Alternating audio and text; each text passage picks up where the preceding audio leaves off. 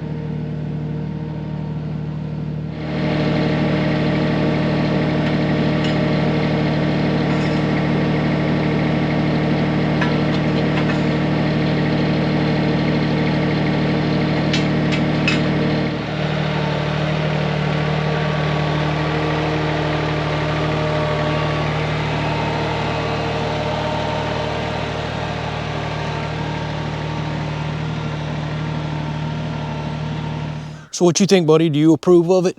Do you? Do you approve of that? Yeah, check it out. Let me know. All right, y'all, so here is the finished product, an extremely robust, quick hitch compatible hitch. And as you can see, I can quickly flip between my most common size balls. 2-inch and what's that, 2 5/8, I do believe, for all my bigger trailers.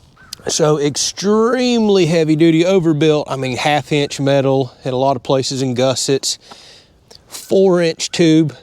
There's just no way I'm gonna bend this. Yes, I already know my audience. I also just realized I have damaged my lens during the middle of recording this, so hopefully the gash that's in it from sparks hasn't been visible through all this recording. Bummer. But anyways, I'm saying I already know my audience. Yes, I could have built this even far more robust, and I bet you some of you have already put the comment down there. So for starters, this is going to be plenty robust enough for my heaviest towed item, which is that dump trailer. About 14,000 pounds when it's slapped full of dirt, and probably about 2,500 pounds worth of tongue weight if I load it front heavy. That's what was bending this in the past. We are not bending this. If I wanted to make this even more robust, I would have had to went out and bought more 4-inch tube, because this wasn't long enough to come out past both of these. I would have had to went out and bought more 1-inch solid rod, and I could have put a kick out here, say if the tube come out here, another one here, and then solid rod between that. So a solid rod pin would drop in here. It'd be supported to 4-inch tube by 2 1/2-inch plates. That's about the only way I could have beefed this up even more. Now with that said, 1/2-inch steel to 4-inch tubing, braces and gussets everywhere, all kinds of gussets top and bottom here. I'm not bending this. And if I also didn't bend the pins last time whenever I was bending my other frame, towing that slap full of dirt, well, if they didn't bend then, I don't see why they would bend now. So the weak point was the actual flimsy steel upright supports in the original design. So I tried to be very, very meticulous and make adjustments. I got it to where it's dropping in this top pin perfectly in the bottoms, and I've also made it compatible with my John Deere. Whoo, this thing's beefy. All right, just pull off one tractor, drop it on the other one, lock it in, and now this is the one that ultimately is going to be doing the heavy pulling, 14,000 pounds of a loaded dump trailer. This is the tractor that I was bending the other one up on. Not a problem now, and this is so quick, 2 levers. This is the whole point of quick hitches. Pop this right off and go put it on that tractor, where it mainly stays for moving trailers and boats and stuff around. This tractor for the really heavy towing. I'm almost tempted to pair this up with one of those weigh-safe hitches with the gauge in it, so I can actually monitor my tongue weight. For example, whenever I'm using this tractor to tow that little dump trailer, well, sometimes I put the logs really far forward, because that's what I built that for, hauling logs out of the woods. And I'm totally guessing. For all I know, I could be putting 2,000 pounds of tongue weight on this, and the back tractor right here is only rated for, I think it's a little over 1,400 pounds, maybe just a little under. I have to go look at the specs. So a weight gauge would actually be kind of nice to have on here whenever I'm towing the logs, to make for sure I'm not overloading the rear hydraulics on a tractor. I forgot to tell you, I added a very heavy duty welded on chain hook down here. I made multiple passes. So we got a forged hook here. So if I'm in the woods, I can drape a chain around that and snatch logs or anything out of the trail instead of just wrapping a chain around my ball. It's spitting rain, and we got a heck of a cold front coming through. Supposed to dump several inches of rain the next few days. Yes, we need it. So I'm about to go lock myself inside and start editing a bunch of content for this channel and our other channels. So go check it out. Thanks for watching. Catch you on the next one.